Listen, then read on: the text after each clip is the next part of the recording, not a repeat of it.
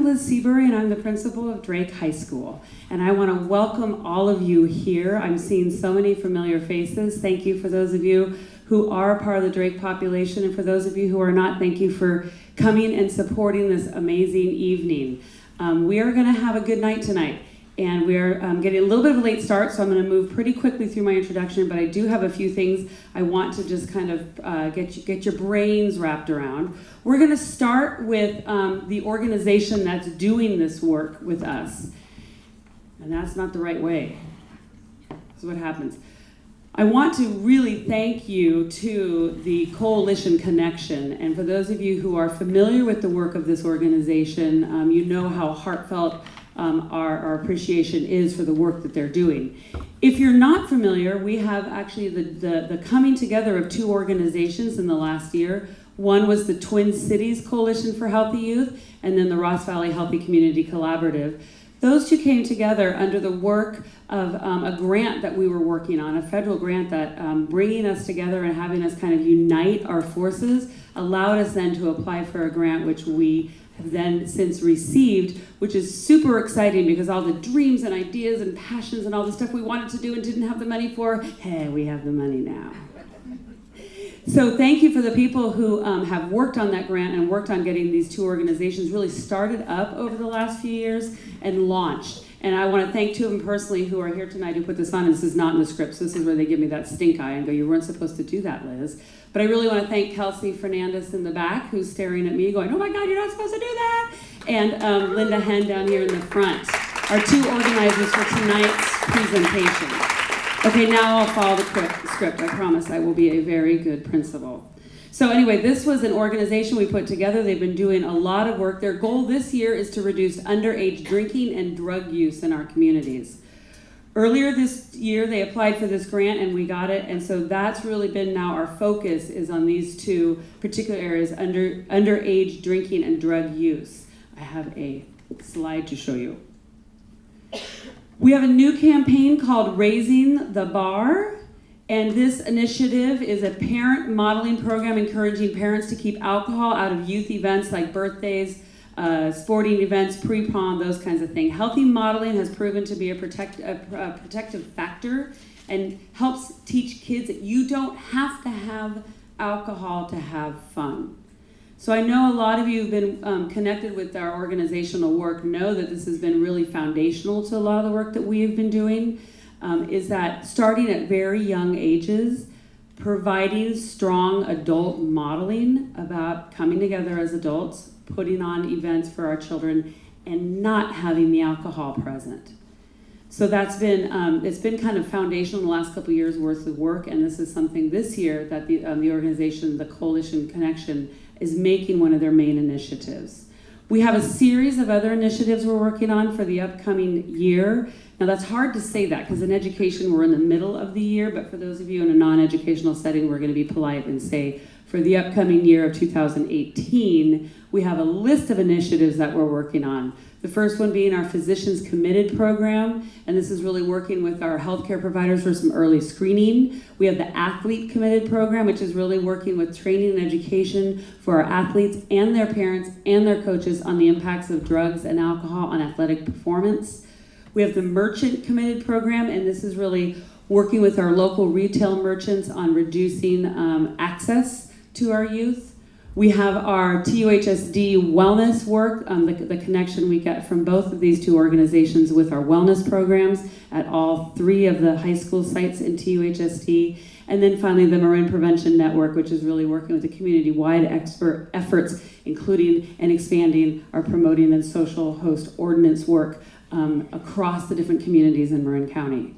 So we have a variety of different initiatives that we're working on this year, and we just really want to thank you for being involved in the work of the Coalition Connection and both the Twin Cities and Ross Valley Community Collaborative work over the years, because it meant that we can continue providing parent support and parent ed events like this one to really get the word out of how important this work is. And this is where I'm going to transition into tonight, but before we do that, I'd just like to share with you some of my own personal thoughts about this issue that we're facing tonight. And that is, we can say it's the legalization of marijuana, but I think if anyone knows me well, they know that I'm kind of a straight talker. And while yes, marijuana is legal, we've been living in a community with marijuana for a long time. We've been living in a culture with marijuana for a long time.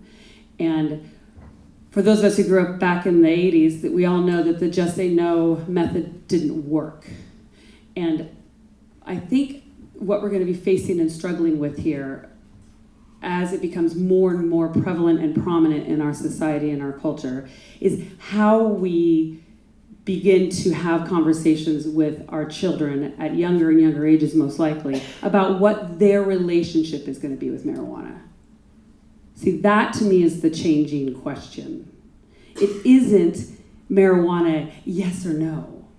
It's marijuana, yes, all the time. I mean, I take my dog out for a walk, and I walk by my neighbor's house, and I smell marijuana coming out of it. I leave a sporting event here at Drake High School following parents out the door, and the parents smell. So it's not about not having a relationship with marijuana. It's about having conversations with our friends and family members and kids about what is our relationship with marijuana. And I have a very personal story around this I want to share with you super quick, because I know I'm on a time crunch, so I'm going to be super fast. I know my own relationship with marijuana, I know my own history with it, and I know what kind of boundaries I need to have around it. I work around marijuana all day, every day. It's a part of my life. I'm a high school principal. But in my own personal family, I have a relative who has struggled with his own use, and I would say addiction with marijuana. And it came into my life here in the last 5 or 6 years to where it affected our family dynamics severely. And my sister struggled with this, and my dad struggled with this, and my brother struggled with this, and we really had a hard time figuring out how we were going to accept this person in our life who was using and abusing marijuana, not any other drug. It was specifically marijuana. Because of my understanding and my boundaries and my own relationship with marijuana, I knew exactly how I stood about this person's use and abuse. And I knew how I could have a conversation with them, and I knew how I could have a relationship with them based on their decisions to use and abuse. Watching the rest of my family struggle with that, and us having to have really open conversations about drug use in a family that does not talk about anything, allowed me to really consider how hard this is going to be for our community. Because again, back to my thesis, you don't get to choose anymore. We can't just say, no, you're just not going to do marijuana. You're not going to have a relationship with it. We are. Whether it's a dispensary down the street, whether it's, in this case, a family member who uses and abuses, we are all going to have a relationship with it. So tonight, I hope you get some tools and thoughts and facts and figures that allow you to kind of figure out where do you stand and how are you going to have that conversation with your child. Because then they need to figure out what their relationship is with it. And you're going to have to help them by modeling, by talking, by having conversations when they're struggling with their friends and their sister and their brother and maybe even their parent. So that's kind of why, to me, this topic, when they asked me to do this, I said, this is something that's so personal. And sadly, in the last 4 months, has caused my family to fall apart. We've had to make some tough decisions in my family. And again, I know where I stand, and I know what I believe. And I know that I'm here personally to make sure that every single student at Drake High School has the opportunity to have this conversation, because we have to have this conversation. So I'm so thrilled you're here, and I'm so thrilled that you're going to be a part of a really interesting learning environment tonight. We have 4 speakers. They're going to give you some different perspectives on this topic. And then at the end, we're going to ask them to all come up and make a panel. And we're inviting another person up for that panel. And then we're going to be able to answer your questions. And hopefully one of the questions you're kind of formulating is, how do I have that conversation, and what happens if I need help or support? Or what happens if I have a family member who's struggling, and who do I turn to? So you're going to learn a lot of stuff tonight, and again, I just really want to thank you for being here. The 4 people you're going to be hearing from, so I don't make any mistakes.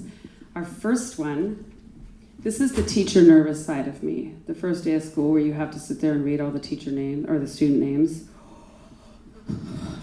Not my area of strength. So we have 4 amazing speakers tonight, and luckily I've had the opportunity to meet all of them, and you're going to love them. Our first one is Michael Genovese.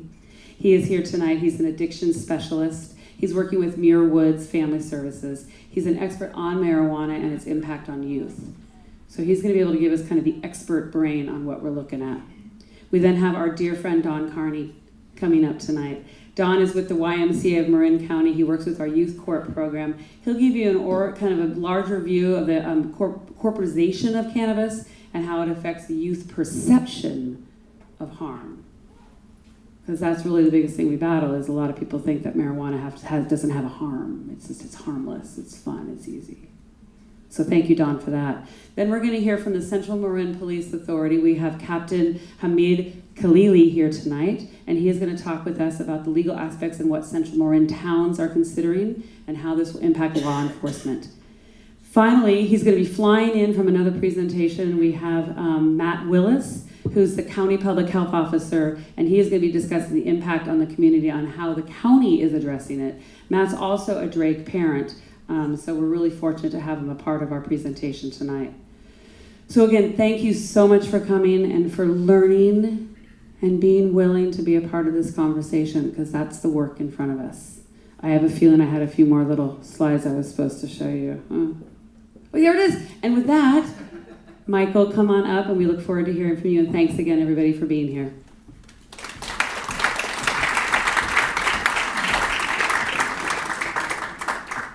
Thank you very much. Hi, everyone. So, my name is Mike Genovese, and I'm an addiction psychiatrist. And I've been working in the residential treatment area for the past 5 years or so.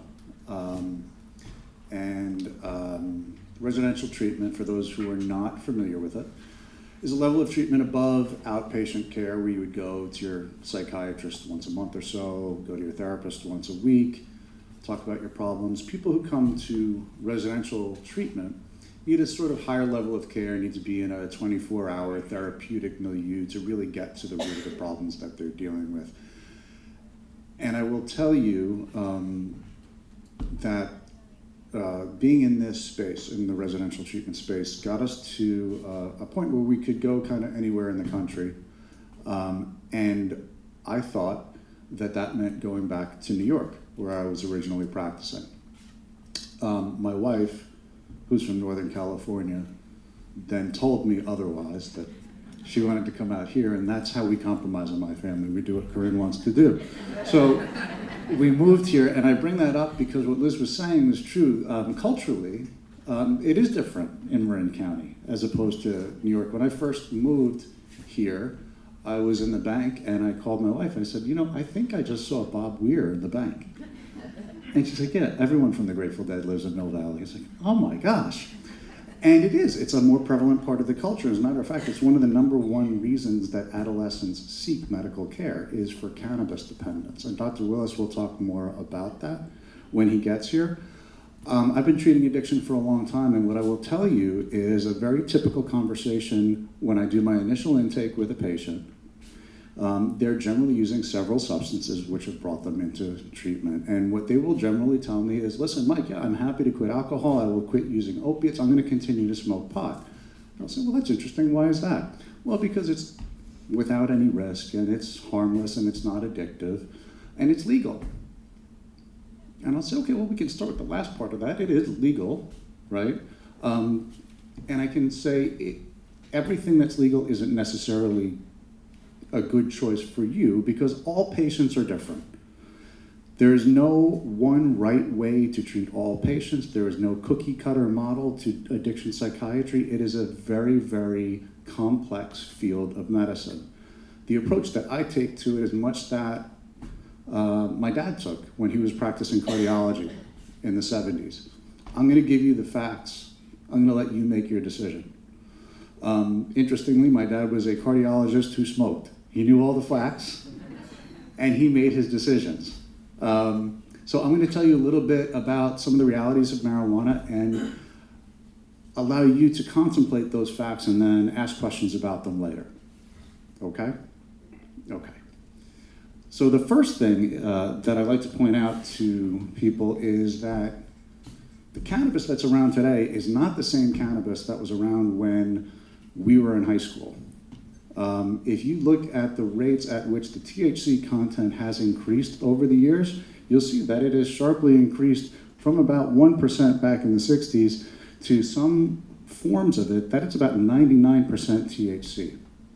So while people were, smoking a big fat joint full of pot at a concert before, if they were to use the same amount now, considerably different effects, considerably different consequences, considerably different highs.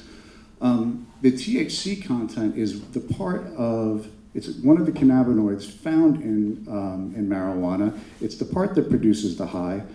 It's the part that's supposed to be euphoric. What we frequently see upon admission in the residential treatment arena are patients who are actually psychotic, which means that they've lost touch with reality. They're unable to determine that which is true from that which is not true. They often have auditory hallucinations or visual hallucinations, and it is induced by the high content THC that they're using. Sometimes it can be permanent because of genetic changes that we will talk about later. There are several methods by which people use it now. We used to think of it as something that was simply smoked. I remember the first time I heard about pot brownies. Edibles are now much more prevalent than they used to be. They're readily available in edible form. People are vaping now. People are vaping all sorts of things. And as a physician, it worries me that things are put out there. Vaping anything, it seems to me, poses some sort of risk that we don't yet understand. Like when tobacco was first out there, I can't believe it took this until the 1960s for the Surgeon General to say, hey, we think that this might not be healthy, right? But in the States, we put things out there, we find they're unhealthy, and then we talk about it.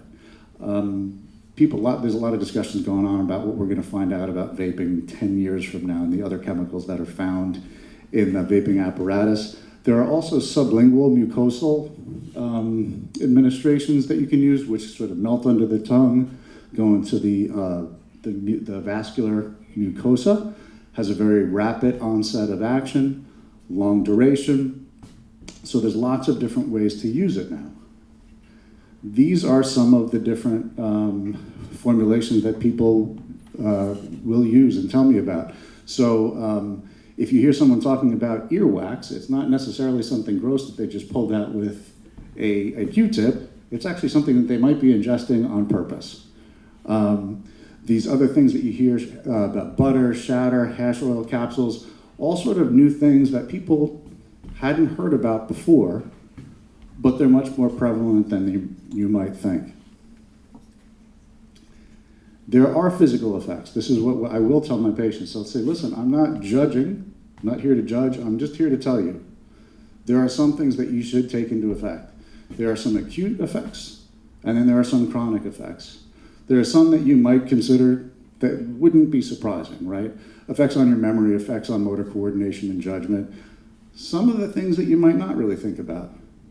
Cardiovascular implications, respiratory disease.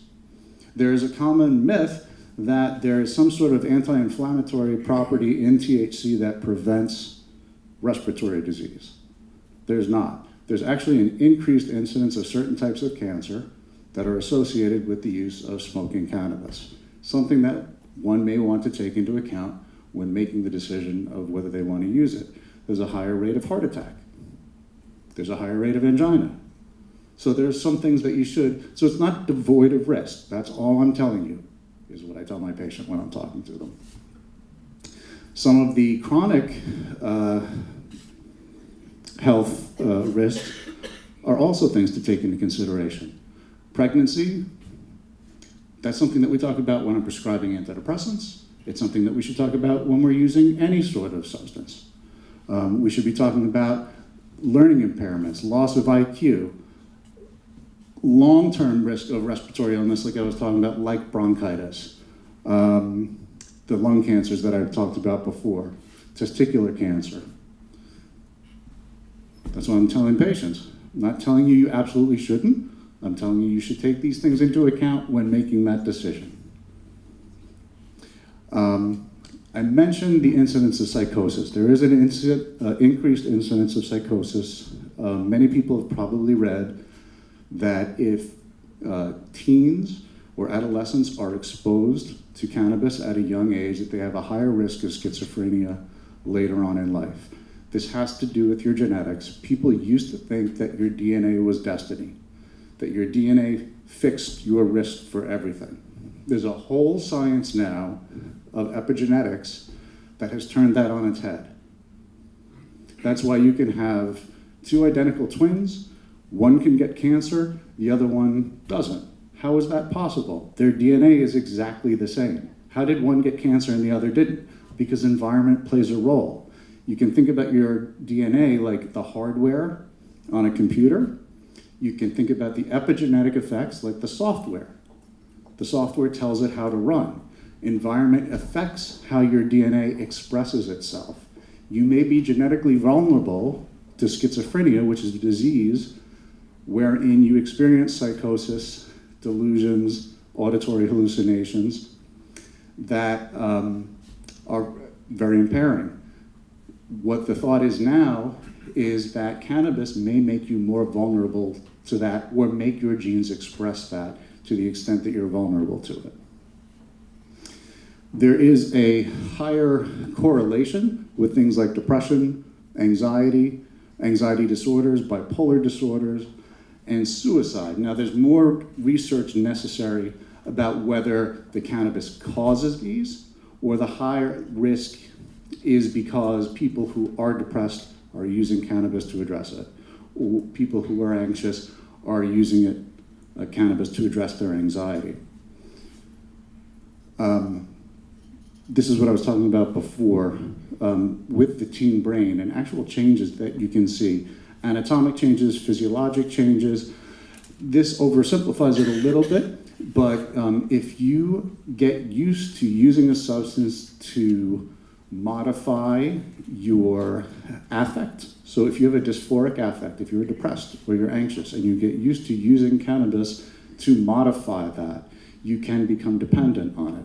Because if that becomes your only coping skill, that is your coping skill, then you have a situation wherein if you don't have this tool, you are then dependent on that tool to really keep yourself calm. I do want to mention while we're here, before I get off and I hand this off, that when we talk about addiction medicine, I feel very lucky right now because coming out here, following my wife's advice, coming out here, I got to meet pretty much the father of addiction medicine, the man who created this whole field. And I have the luck and the good fortune to work with Dr. David Smith, who founded the Haight-Ashbury Clinics. And I will tell you that Dr. Smith has forgotten more medicine than I will ever know. And I learn from him every day that I work with him. So I'm really pleased. At this point, I think I'm going to be handing off to Don Carney. Thank you very much. Pleasure to be here.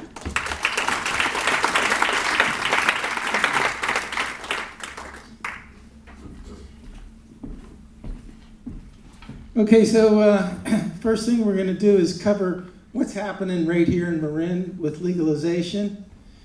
And you can see quite a few of the areas have sort of said, we want to take our time. We want to learn from other people's mistakes in other communities. I think that's wise. That's what I try and teach kids to do in the youth court. And then jurisdictions that are still sort of factoring this out. I come from Fairfax, the first community in the United States to have medical marijuana. And I think they had 35 provisions on that use permit. So, 80. Pardon? 80. 80? Good Lord.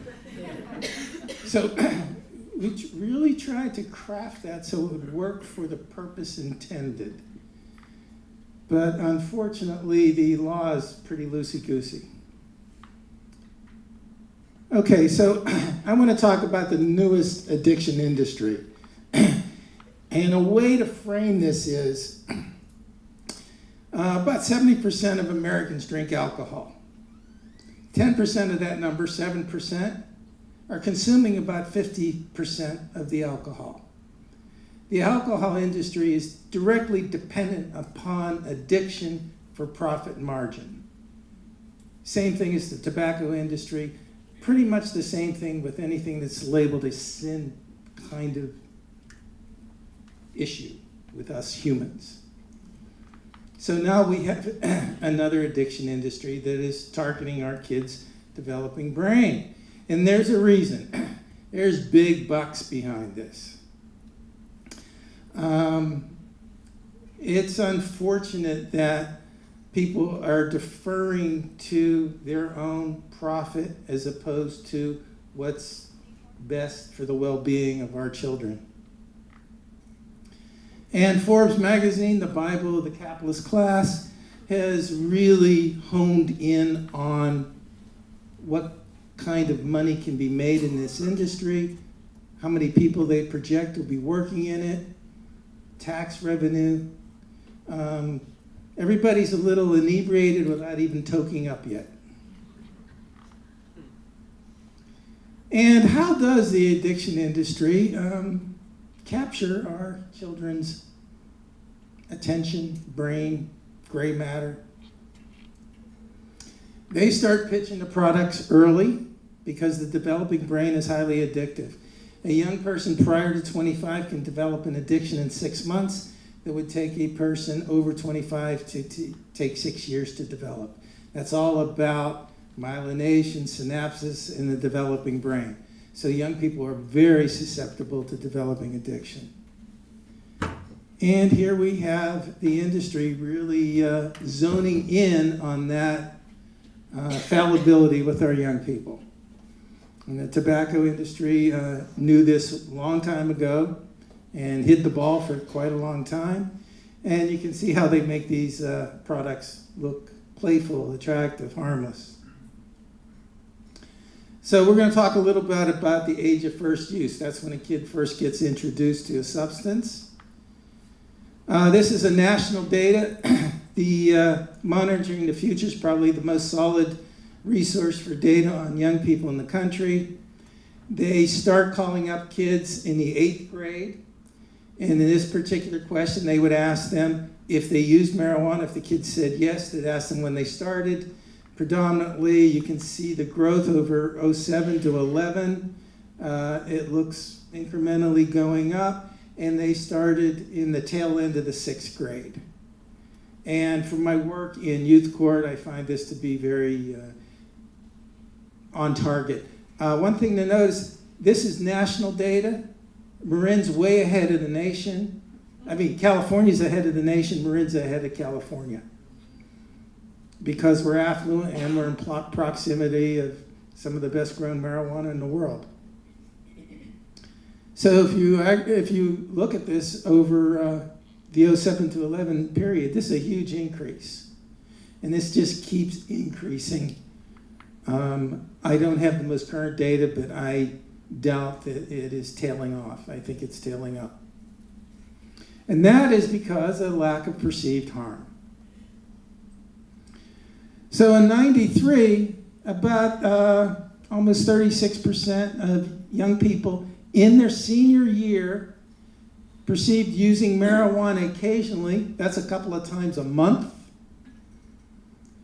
Hey, I would be happy if the kids in Marin County that were engaged with marijuana only did it a couple times a month. It's not the way it works. And you can see by 2013, it's sort of flipped over. more using, less perceived harm. So something happened. So labels do shape perception. When California labeled marijuana as medical in '96, I think that was a big turn. Now, there are good uses for marijuana. Nausea for people with cancer, wasting disease for appetite, people with AIDS. Lots of good reasons for people to use even the marijuana with THC. Antispasm is addressed by the element in marijuana that is get you high. And an entrepreneur paid a small fortune for the Marley name, so they own that so they can start producing it. And here, this gives you some data on states for non-medical marijuana, and then you see states with medical marijuana, states with recreational medical marijuana, and the increase in use. This is more evidence about labels and how you frame it matter. And the commercialization of marijuana has increased the THC content. In America, we always want everything bigger and better with more impact. That's American. And the marijuana industry is producing a product that they hope they can sell profoundly to make lots of profit. And you can see what it's done in Colorado with the THC content. And here we have some marketing. Bring in your family, all your recreational needs. If you go to this ski place in Colorado, you get a joint for $1 with your coupon. You got to bring your coupon. And there's the back to school special. Now, we're not marketing to children here, obviously. This is college kids over 21. Sure. And then we have all the other advertising. Luckily, in Marin County, we don't have too many billboards. I don't think we've got one. You've got to cross the border to get a billboard. And then we've got edibles. And edibles create a lot of chaos. Short, quick story since I went pretty fast. My daughter's dating a guy who's from Colorado. Very straight, professional parents. They legalize marijuana. They go, gee, let's try this. So they went out and got a candy bar and split it in half without reading the directions. They were both hospitalized that night. And my future son-in-law has sort of admonished them for not paying attention to directions. Oh, I didn't know this did that. Cool. Yeah, makes you a little dingy just watching it. All right.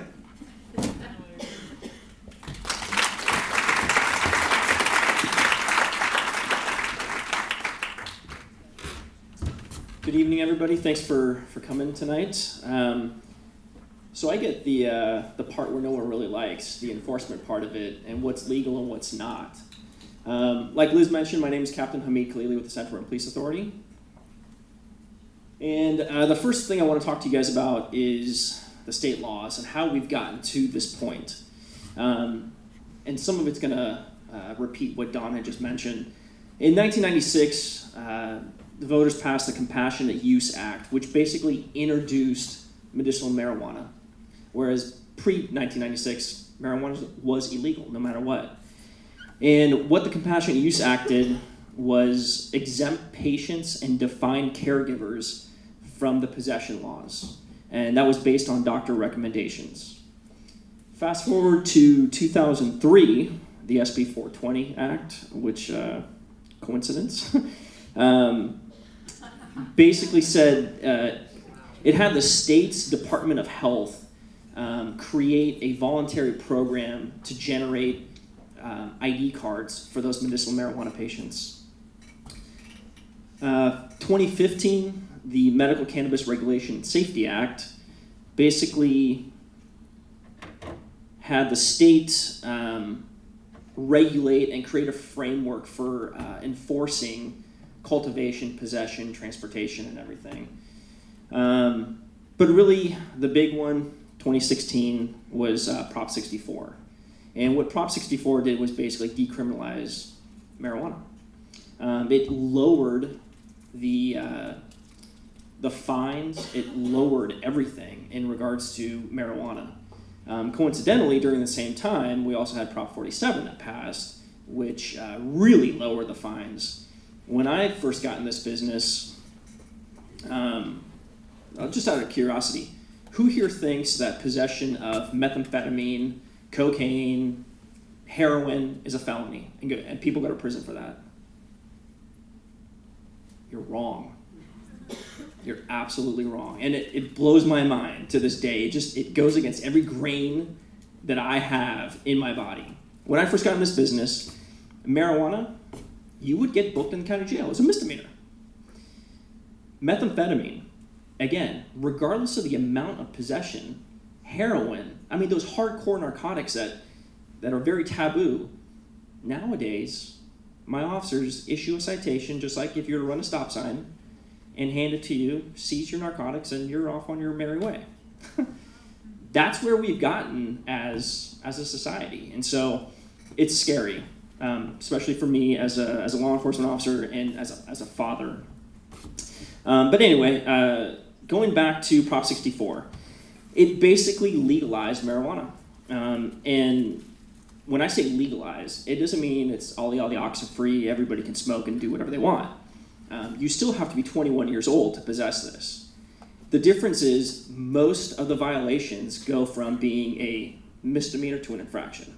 And what I mean by that is, again, it's like running a stop sign. You get your ticket, we take your drugs, and you're off on your merry way. 2017's Medicinal and Adult Use Cannabis Regulations and Safety Act. That basically put together the framework of how this business, how this is going to be regulated.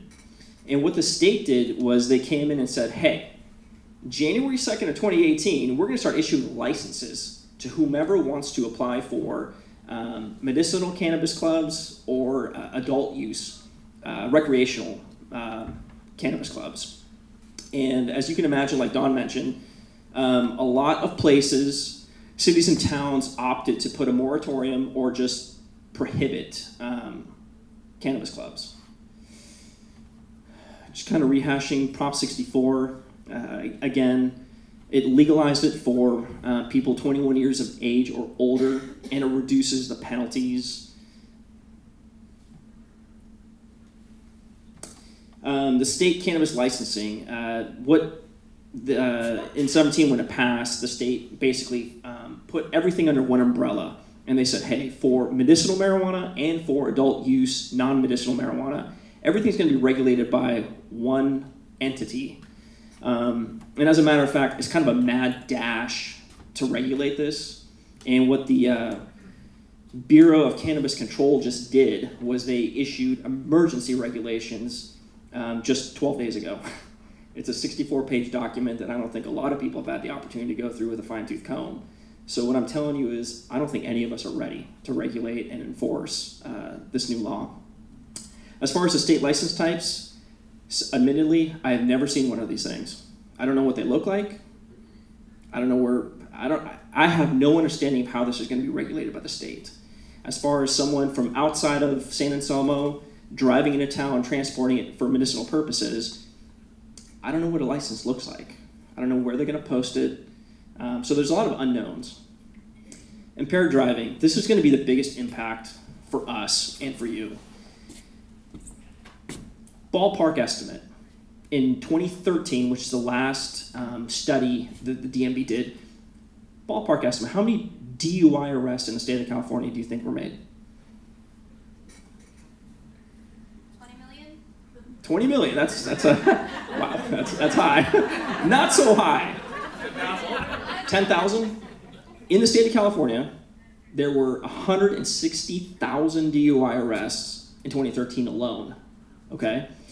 And that's just for alcohol. Now, throw marijuana in here, and that number, I estimate to either double or triple.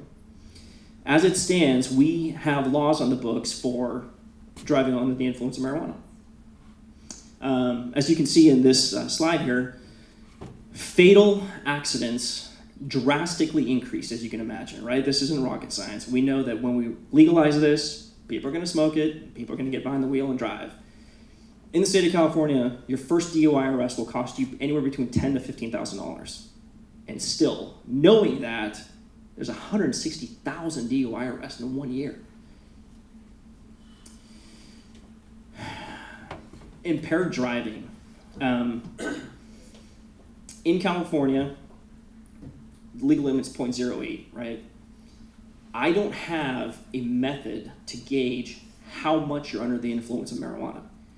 I can tell you that as a result of the legalization beginning in Washington and Colorado, there is now beginning to have some technology put together to a field test. The most surefire way for us is obviously a blood test, which I can't do out in the field.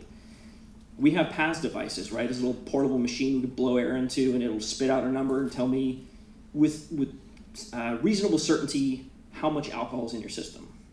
I have nothing with marijuana right now. I can tell that you're under the influence, and that's about it. So the good thing is technology is slowly catching up to the laws. The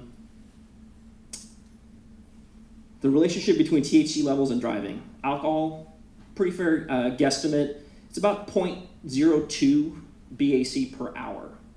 So for every hour you stop drinking, your BAC goes down about 0.02. For marijuana, I couldn't tell you. Before I get to Matt, is Matt here? Yes. Okay, perfect. Before I get to Matt, what Prop 64 has done, it's opened up a little bit of funding that goes directly to the California Highway Patrol to conduct studies and enforcement and education. And what I know so far is that Prop 64 has allocated about $3 million, and that's it, statewide, to all the CHP agencies throughout the state to combat this. So zero money through the taxation goes to local law enforcement. So, and with that, I'd like to hand it off to Matt.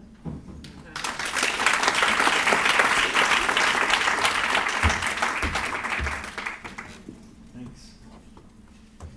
Hi, everyone.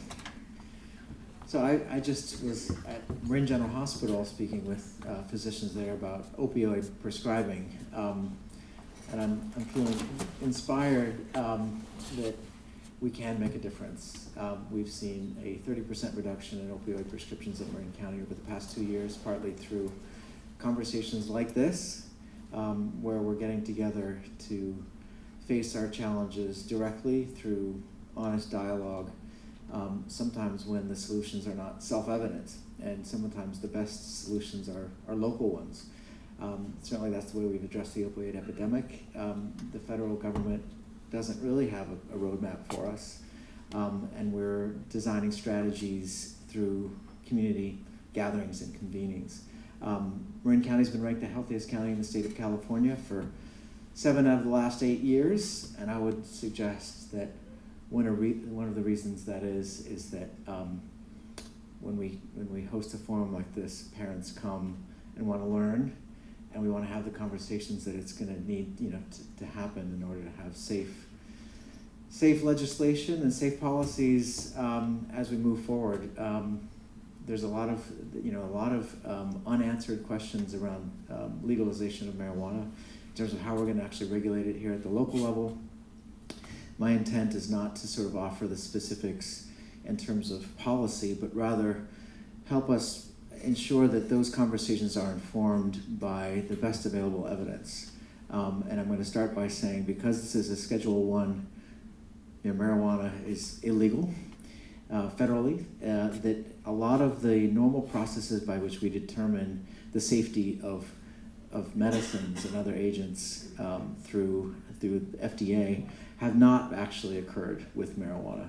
And so we're using sort of observational data, so looking at large cohorts of people, but I'm going to share some of the data that we have available to us, and then also just what we know about our own community in terms of substance use rates, just to sort of inform our basic understanding of where we sit and where we need to make progress. So this is the CHICS survey California Healthy Kids Survey. This is an annual survey that's done across the state, and counties are compared to other counties, and they can be drilled down to the community level, the school district level. So in Marin, binge drinking increased from 9% for freshmen to 24%. Binge drinking is 4 or more drinks at one sitting. And for marijuana use in the past 30 days increased from 16% for freshmen to 30% for juniors. So 30% of high school juniors in Marin County report using marijuana use in the past 30 days. This is higher than state averages. And 30% of freshmen and this gets to the perception of harm issues that I think Don was addressing. 30% of our freshmen and 45% of our juniors believe there is slight to no harm in smoking marijuana once or twice a week. So the question is, what is that based on? If that's if almost half of our high school juniors would say there's little or no harm, where's that coming from? Like, what's the data they're using to answer that question? Is there better data that we could offer our youth and ourselves? And the answer is yes. So this is marijuana actual use showing from 7th to 9th to 11th grade. Again, shows that 30% used in the last 30 days among our 11th graders, and three or more days in the last 30 days. So this is the suggestion of people who may be having struggling with with being able to stop using it once they start. And the concern of addiction as the regular use. So about 17% of our 11th graders use it 3 or more days in the last month. Access. One of the concerns around legalization is increased access, and that's certainly true. It's also true that the implication of legalization of recreational marijuana may sort of seem like permission for its safety. We actually know that access is high. The 80% of our 11th graders say that marijuana is easy to access already. And then about the same proportion say alcohol is easy to access. So while the access issues are important, education is important because people are making choices based on a presumption of access. When 80% prior to legalization of marijuana, it's only going to go up from there. So we're not going to control this just by shutting off access. It's going to be, to the degree that we can make good decisions, it's going to be based on, how we understand this as a community together based on the science that's evolving. This is perception of harm for parents. How concerned? On the left it's alcohol, on the right it's marijuana.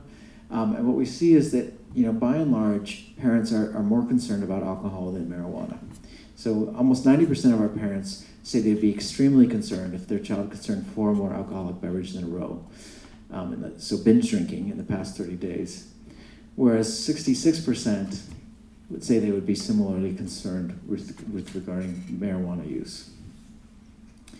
So the perception of harm that our children are endorsing, with 45% saying they wouldn't be concerned, this is we're seeing the same among our parents. There was a survey that was conducted, which I don't have the results for here, from Redwood High School, which I thought was really cool. They asked 500 students what their own alcohol use was in terms of the use over the last month. And then they asked one other question. How many times have you seen one of your parents drunk in the last year? And there was an incredibly direct correlation between the amount of alcohol that those children had consumed themselves and the frequency by which they had seen their parents intoxicated. It's about modeling, right? So it's not a surprise that the parents' perception of harms and children's perception of harms seem aligned.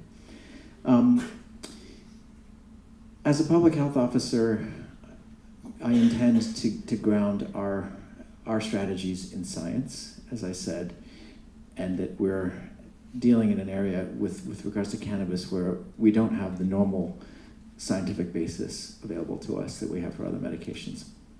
The National Academy of Sciences last year, as the national trend towards legalization of cannabis evolved, offered a guidance to us, to the American public, through gathering together a panel of experts that spent a year reviewing over 10,000 studies to say, what can we say about medical cannabis or recreational cannabis? Like, when you sort out all the data we have available to us, what sort of ends up as something that is consistent themes across all of that? That's work that's valuable to all of us, and we're appreciative that they were actually able to do all that, because I've been looking. It's difficult to look through each journal and look at the article, and then you see another article where it might be slightly contradictory. They've done the meta-analysis work already, and their goal was to summarize the health effects of cannabis use, outline potential therapeutic uses, and explain impact on short and long-term health. World Health Organization did a similar study. Many of the studies they actually cite are not conducted in the United States because of the DEA regulations. These are some of the benefits of legalization that were mentioned. In Colorado, opioid-related deaths decreased by 6% in the 2 years following legalization of recreational cannabis. So the opioid epidemic is another important public health issue for us, nationally and in Marin County. And there is some data to suggest that people who are using medical cannabis for pain control are able to take fewer opioids. And we know there's a direct relationship between the amount of opioids people are taking and their risk for overdose death. So this correlation between decreased overdose death rates and legalization of cannabis there may be actual causality there, not just correlation. Also, they show fewer arrests. Obviously, if it's not illegal anymore, you're arresting fewer people. Violent crime rates decreased. This is part of a national trend of just a general trend of decreasing violent crimes, but it's worth noting that it didn't go up. And tax revenues were obviously increased as well. And then lastly, the arrest for illegal use affects minorities disproportionately. This is a big issue from a social perspective in terms of the benefit of legalization, which is that people who are, people of color are disproportionately affected by arrest, and then all the processes that follow that would lead to incarceration.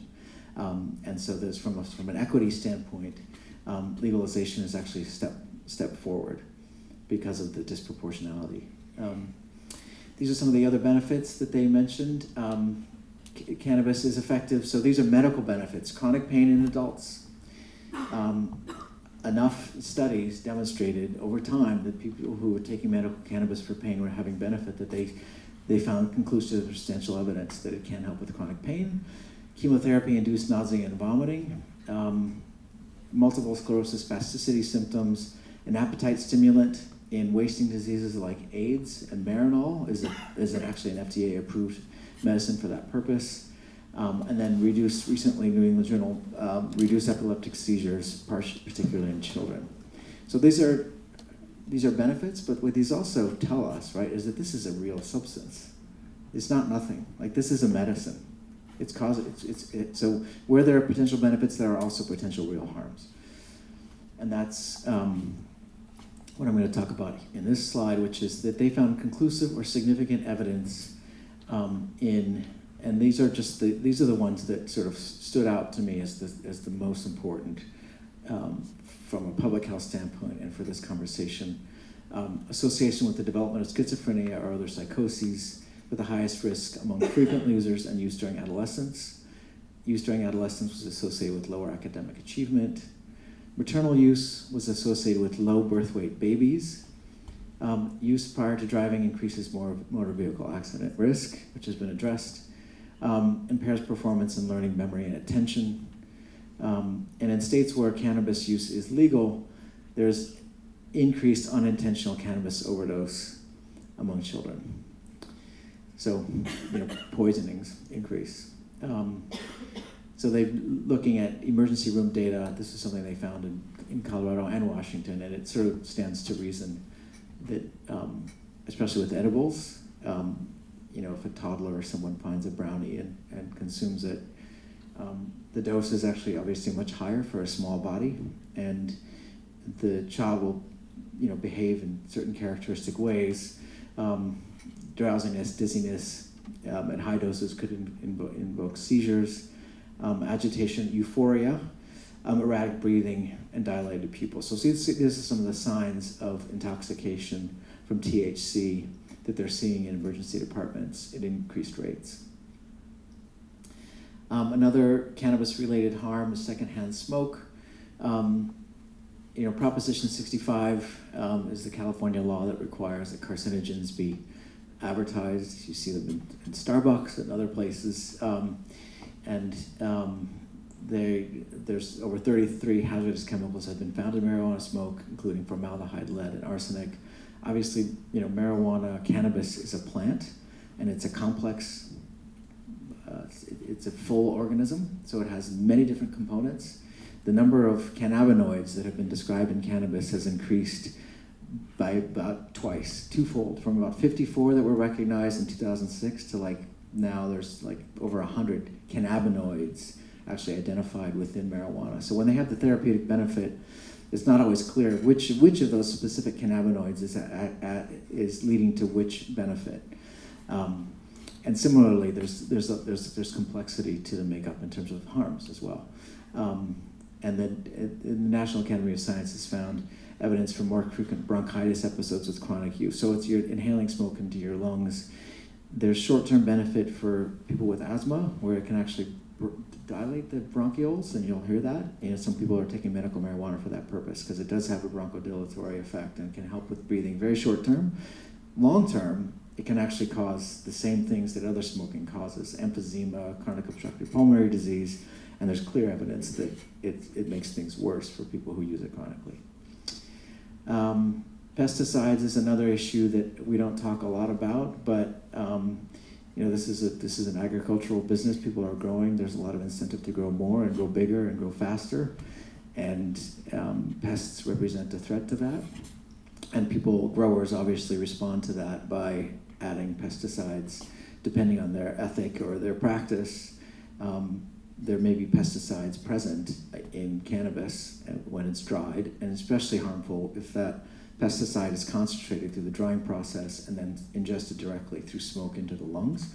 So you can have sort of a direct ingestion of pesticides. They've found fungicides, carbaryl, malathion. These are insecticides and fungicides that have been found in cannabis.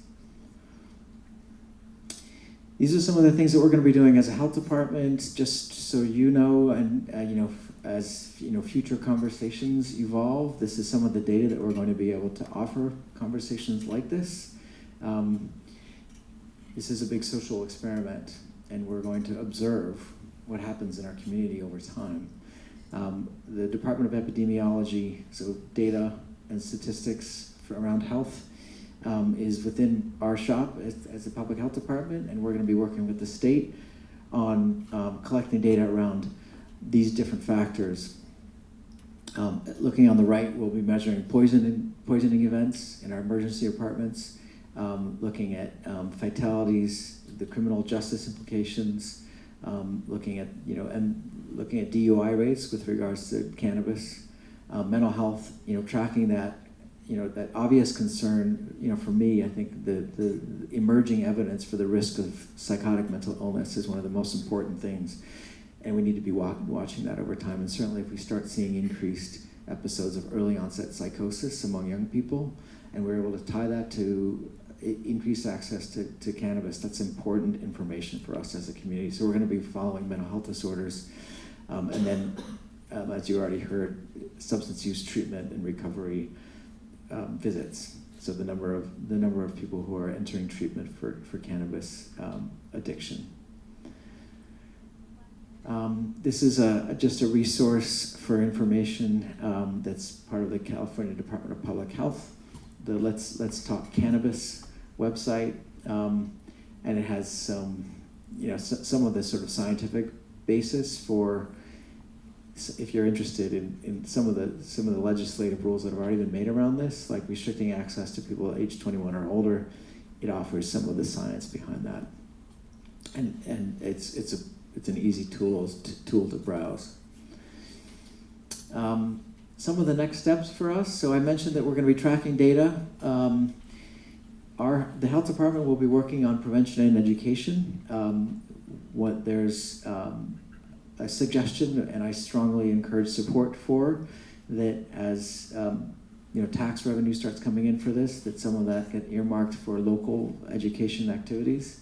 We don't want the education to be purely on the responsibility of the dispensaries or the industry, because we know what that looks like from other issues like tobacco and alcohol. And so we're going to be working on developing locally tailored educational materials. For local municipality, it's up to us to sort of determine what the local rules are around this. And those conversations are happening across the county. For schools, it's important to be communicated. Nothing has changed on the school campus. Legalization of marijuana doesn't mean you can walk around with marijuana on campus. Nothing has changed there. And then provide training to school personnel regarding the marijuana effects and just some of this kind of thing where we're actually learning kind of what the new research is showing, so that we're all informed. And then as parents, talking about cannabis, I think, is important. I see there's some kids here. I think it's great that we're involving, everyone in this conversation at this stage. I'm wearing two hats here. I'm the health officer, but I'm also a parent in this school district. I have a student in I have a child in high school, middle school, and elementary school in Ross Valley School District, and we're talking about cannabis, and I'm really encouraged about the conversations that seem to be they're having at their schools under the leadership of where it seems to be actually a relatively mature and nuanced conversation. Fear-mongering is not the answer to this. So thank you to the educators in the room. Stay connected to other parents and community. This is a theme, I think, for every element of community well-being and health. For alcohol use, we want parents to be in communication with one another. The Be the Influence team has been really strong in that, where they're actually developing apps that allow parents to sort of communicate. My daughter's at your place. What are you guys up to? Or, you're spending the night at someone's house. Just checking in, that kind of thing. That network of parents where there's easy communication across, I think, is important. Supporting children's decision-making skills and engaging actively in civic dialogue as these policies are being actively formed. It's not, the font didn't work out very well there. But this is Pete Seeger, who passed away recently. I want to turn the clock back to when people lived in small villages and took care of each other. And that's, I think this is part of that, is getting together and educating ourselves together and forming a basis for informed conversation. Thank you, that's all I have. I think we'll open it up for questions and answers now.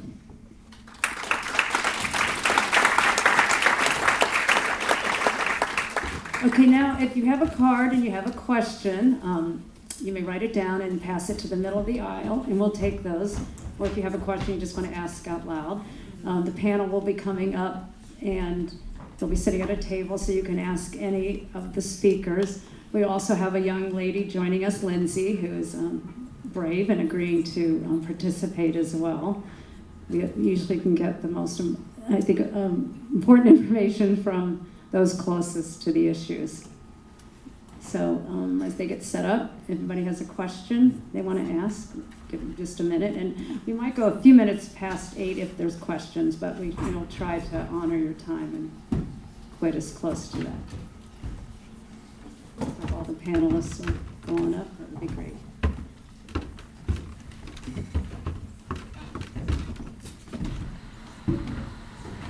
Does anybody need a card that would like one? No.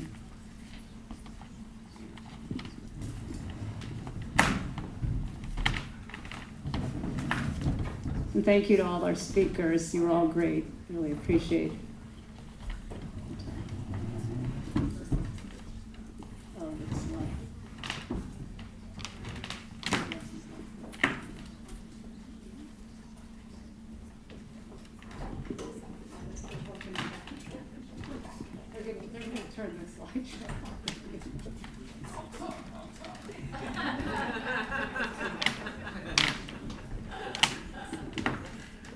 Hi, I have a question about the legality. I thought that Proposition 64 had an element in there to make the laws stronger against marijuana use for adolescents. Is that misperception or is that true?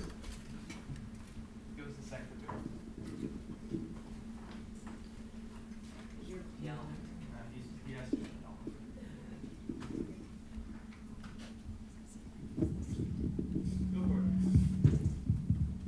know. Okay. I'm glad you asked that. And the laws regarding marijuana have gotten so convoluted, it's impossible for me to remember. So I brought a little cheater. Whereas before, Health and Safety Code Section 11357B, which is basically possession of less than an ounce of marijuana, used to be a misdemeanor. It is now an infraction. And what they did was they just added a subsection to that specific section that applies to juveniles under the age of 18. And again, it's still just an infraction. So it doesn't enhance the penalties. It just basically distinguishes that if you're 21 and over, it's legal. If you're under 18, it's now an infraction. And that increases the lack of perception of harm in the legal realm as well as the physical.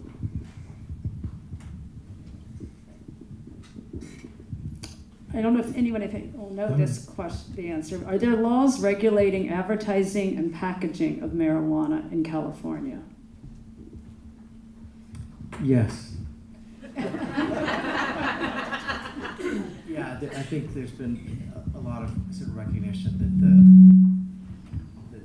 borrowing from tobacco, the things that are aimed explicitly at kids, there's actually regulations that there's a board that is actually reviews all the packaging, the products, labeling to ensure that it is neutral, right? There's an effort at neutrality, black and white labels, no candy product.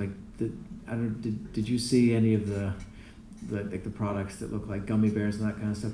Ideally, those are not part of legalization of cannabis in California. We should not see those products in the state of California, partly because of that concern that it's too attractive to young people, and you can't tell once it's out of the package. So there's actually a whole, we're I think borrowing from what we've learned from Washington and Colorado in terms of the way that they borrowed the Captain Crunch. I mean, there's actually direct brand identification across from non-cannabis products that are attractive to kids to cannabis products with small changes in the labeling. Those sorts of things are prohibited in the state of California.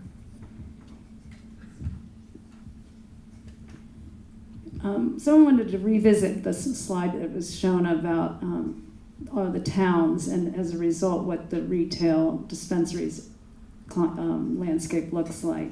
Can someone speak to that more specifically, what each town has voted to do? I can't tell you by verbatim what every single town and city in Marin County is doing. What I can do, since I'm familiar with it, is briefly discuss what San Anselmo, Larkspur, and Corte Madera are doing, since I serve all three communities. In San Anselmo, who here is from San Anselmo? So why don't I just stick with San Anselmo, if you don't mind, for time's sake. San Anselmo's council has adopted an ordinance that prohibits medicinal dispensaries as well as adult use non-medicinal dispensaries. So there's no dispensaries in San Anselmo. And what they did was they allowed licensed medicinal marijuana dispensaries operating out of town to transport their product to patients. The caveat being they have to obtain a business permit from the town prior to. And then the ordinance also allows indoor and outdoor personal cannabis cultivation to the extent that the state law allows, which is 6 plants under normal circumstances. However, if the person has a doctor's recommendation that can increase to whatever the doctor recommends, in order for the plants to be allowed under medicinal medicinal cannabis regulations, they have to have written consent from the property owner, compliance with all town building codes, fire codes, and all the requirements from the town. Living plants and any cannabis produced by the plants must be in a locked space. And by locked space, I mean a gated backyard that's locked without access from the general public, and it cannot be in plain sight. So if I can see it from a public vantage point, like a sidewalk, it's illegal. And then there's also requirements for no odor shall be detectable from the property boundaries, and I mean, those are the general ones. Larkspur and Corte Madera have adopted very similar ordinances. However, they are going to be revisiting theirs with a predetermined time in the future. I think it's usually about a 1 year time period.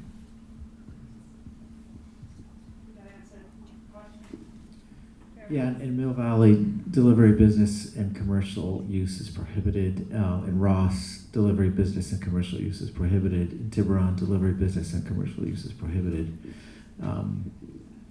So those are some of the towns that have already taken that step. Fairfax, do you have any status on that? Renee, here to answer. Hi, I'm Renee Goddard. I'm a member of the Fairfax Town Council. At our last meeting, we approved a 30-day moratorium on all uses of marijuana, recreational marijuana, outside of what is already in our code. We do have a medical marijuana dispensary ordinance. We will review at the next town council meeting that 30-day moratorium. We can then extend it, and it can be extended to a maximum of 2 years. So we have slowed the process in order to have a carefully considered conversation. We will also have a panel similar to this with some different speakers on December 11th if folks are interested, and please get in touch as we go along. There's also a survey online, which I encourage everyone, even if you're not from Fairfax, to take. Homepage, Town of Fairfax, Community Forum, click here, and please do respond to the survey. Can you explain in more detail why marijuana is not subject to FDA regulation?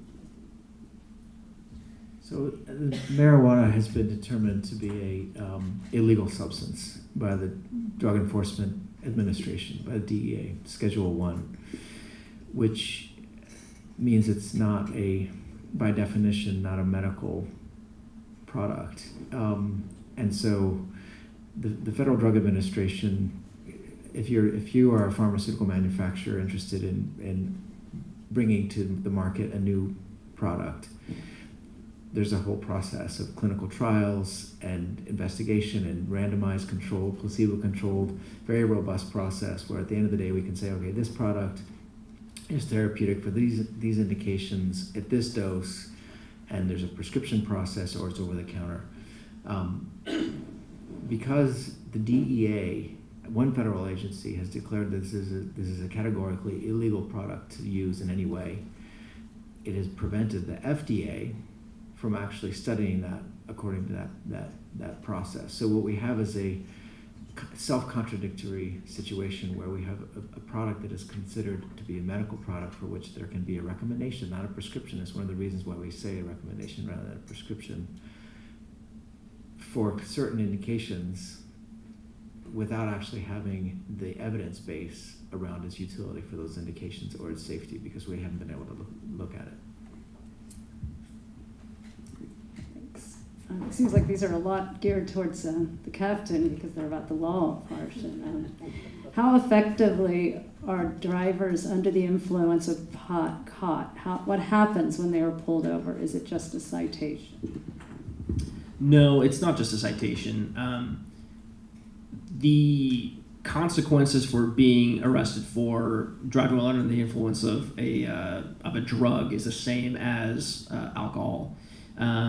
In the vehicle code, it distinguishes between DUI alcohol and DUI drugs. It's just a different section. The problem that we face is it's much easier for my officers to distinguish or determine the level of alcohol in your system out at the scene than with marijuana. With marijuana, my officers basically have the ability to say, yes, you're under the influence of a controlled substance. And with that, it carries a certain penalty. With alcohol, depending on the level of intoxication, there's enhancements that can get tacked on to the regular DUI charge, which basically require additional community service, fines attributed to that, and then sometimes jail time. It seems it's mostly about degree or dose levels in terms of harm. Is there research about dose and degree and impact? I guess That's, it's an interesting question because dose is difficult to determine because of what Matt was saying. The cannabis that people are ingesting isn't manufactured by Pfizer, right? So we don't know how many milligrams really. Right, but so we don't really know, and in a way, the Schedule 1 categorization is problematic because it does quash research. So when you talk about some of the things Matt was talking about, for example, high CBD to THC ratio in seizure disorders, we can't really look at that because it's a Schedule 1. It's difficult to say whether there's a direct correlation due to dosage. Also, each individual experiences every dose of any drug differently. So we could talk about using Zoloft, and 25 milligrams of Zoloft might make someone feel a certain way, and another person might not notice that at all. Would you say that Dr. Genovese, that the bulk of the evidence we have so far does suggest that there's a dose response, that the harms tend to correlate with more use and higher doses? Yeah. And frequency. Okay, that was my sense as well, is that when they look retrospectively at cohorts of people when they see schizophrenia or it tends to correlate in almost a linear fashion with the amount of cannabis that person may have consumed in frequency. And also the age of onset, which is notable. And earlier age is worse.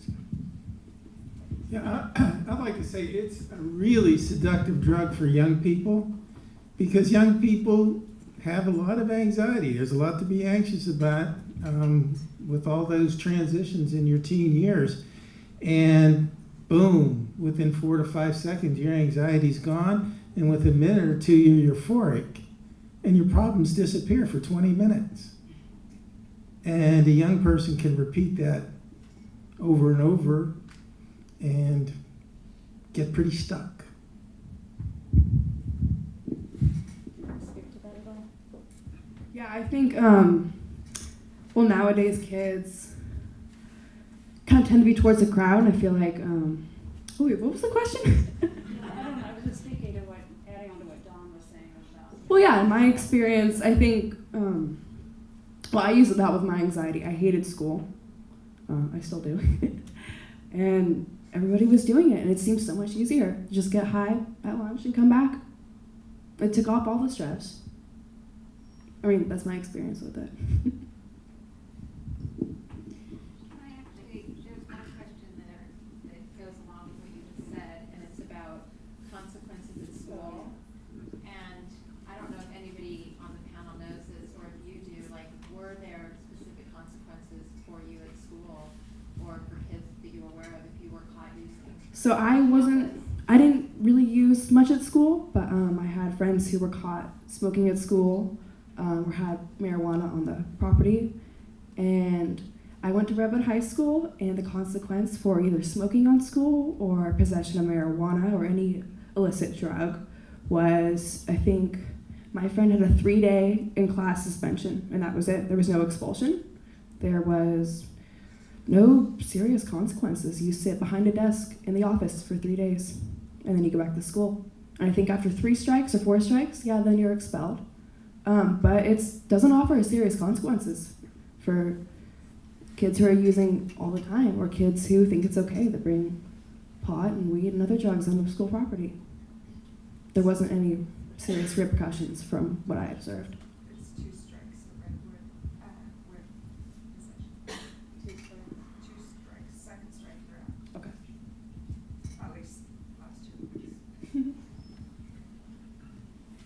Can you speak to the benefits, risks of CBD versus THC and marijuana?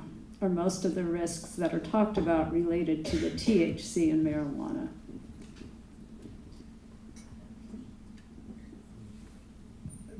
Yes. The if we're considering about risks in terms of psychoactive properties, the THC is by far the strongest psychoactive component in cannabis. What people are looking at in terms of therapeutic benefit tends to be the CBD ratio, but as Dr. Willis was mentioning, we keep finding more and more cannabinoids, so it muddies the water further the more research we do. There's some promising, for people that are looking for medical benefits without the psychoactive components, products that have lower THC and higher cannabinoids seem to be emerging as a safer alternative. Hi. Is there kind of lobbying by the medical establishment of the federal government and the FDA, well not the FDA, the DEA, to take marijuana off category 1 in order that you can pursue this scientific research? There's one university that the federal government allows to grow, and I think it's the University of Mississippi for study, and I'm not sure if it's either University of Mississippi or is that where it is? Yeah. So so there's that. Yes, there's strong.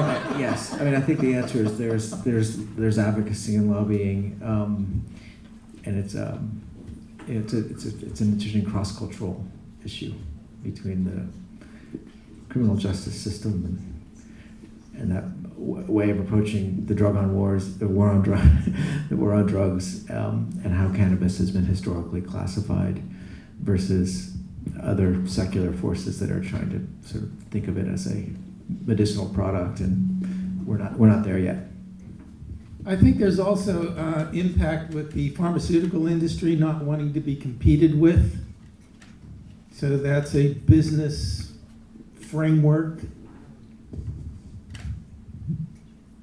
Right, because if you think about one of the things that we were talking about earlier, one of the uses is for severe chronic pain, such as cancer pain.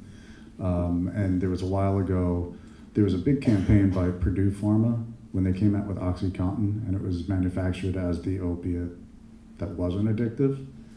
And then it turned out that wasn't really true. And so I think that they had to pay something like a $14 million fine for that, which I think they've made something like 32. 1 week's revenue. Yeah, $32 billion off of that drug. So while some people are interested, and I think that's a fair question, as a physician, would you rather be prescribing OxyContin to a patient with chronic pain, or would you rather be prescribing some formulation of a cannabinoid that doesn't have psychoactive properties? That's a fair conversation to have. We're not at the point where we can have that conversation yet.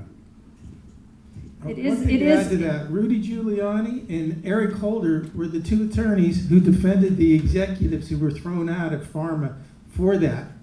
And I think that tells a story about our culture, law, profit.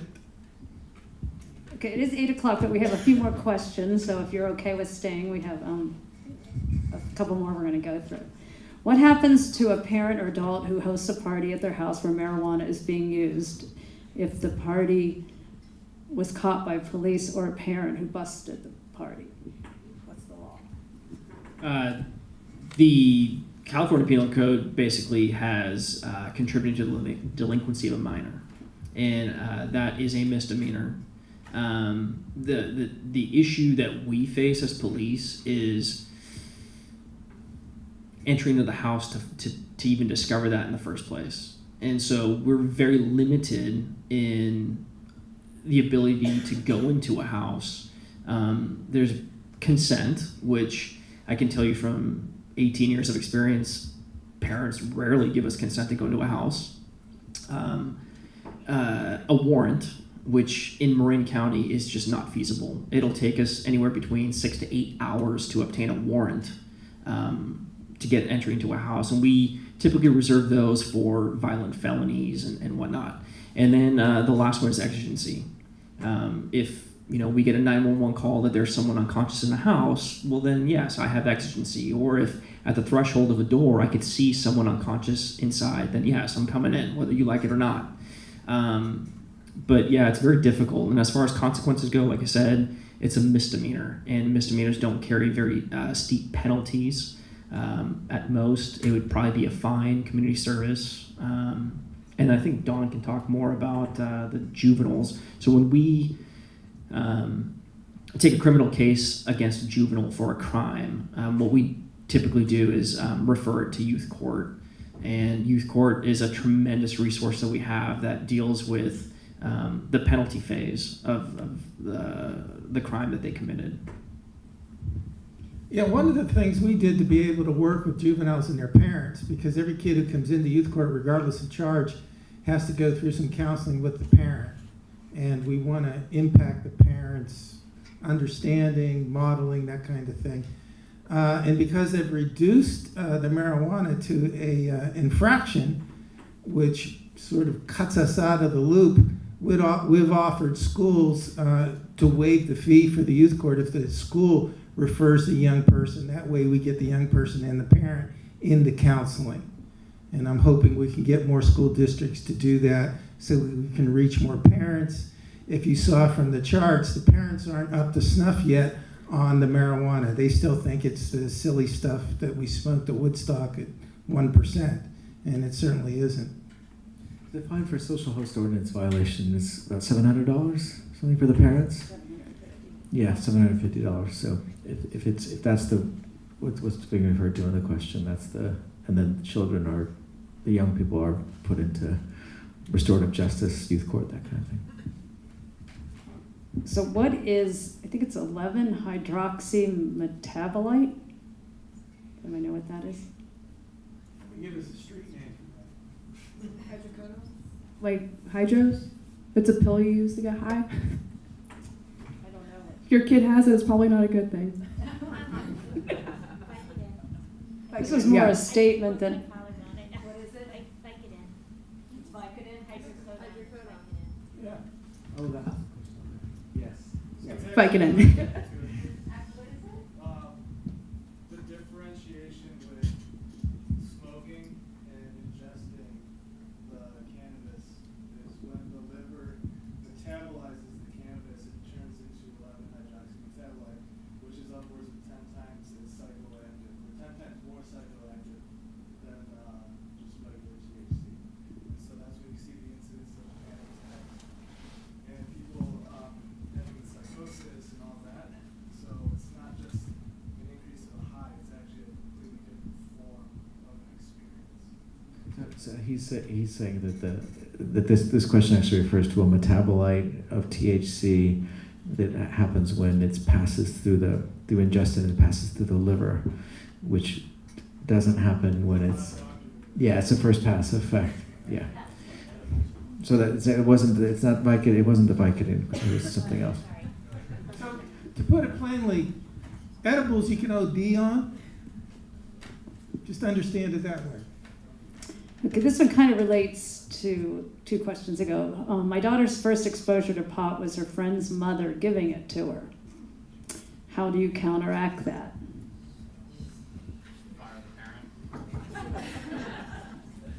I mean, I don't know what measures you can take as a kid. If a parent offers you pot, you're most likely going to take it. At least in my experiences. Pardon? Did that ever happen to you? Yeah. Yeah, I had a friend's mom who regularly That's my smoked. question, it was my daughter.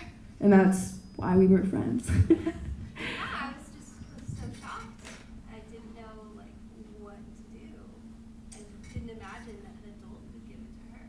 I think they think it's okay in that situation. I know a lot of my mom's friends' parents who smoke recreationally. I don't know of them giving it to their kids, but I do know one of my friend's moms and her pops would, hand out marijuana.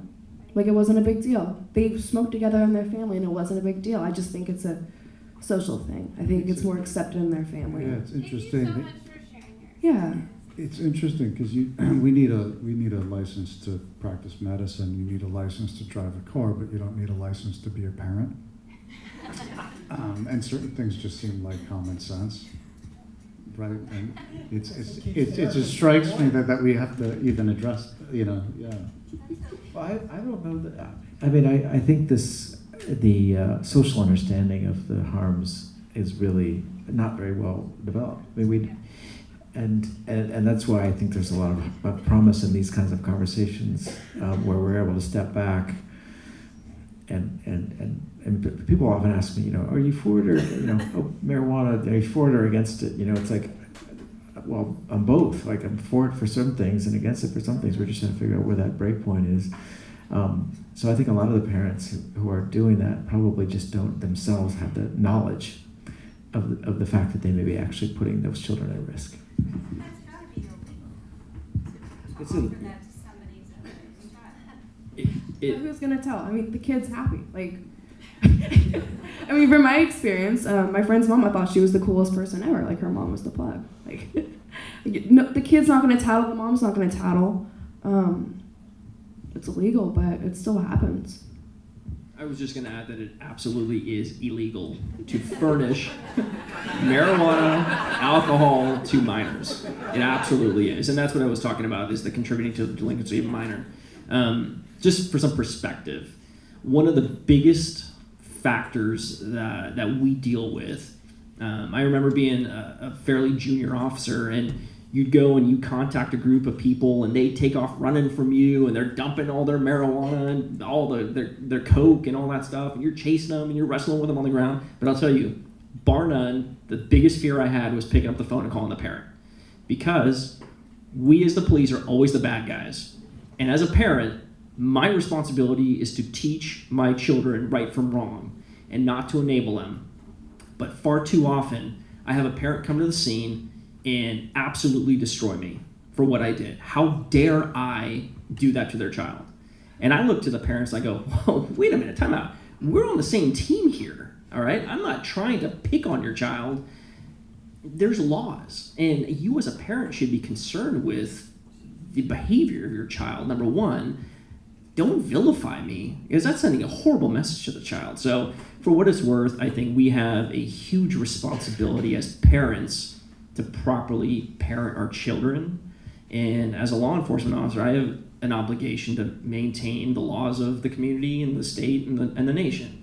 And so, for the men and women that serve out there, we're not the bad guys. And so please just know that we're just doing a job, and we heavily rely on you to teach your children right from wrong. And as the doctor was saying, it's common sense. And I'm shocked at the attitudes of some of the parents that I've encountered personally. So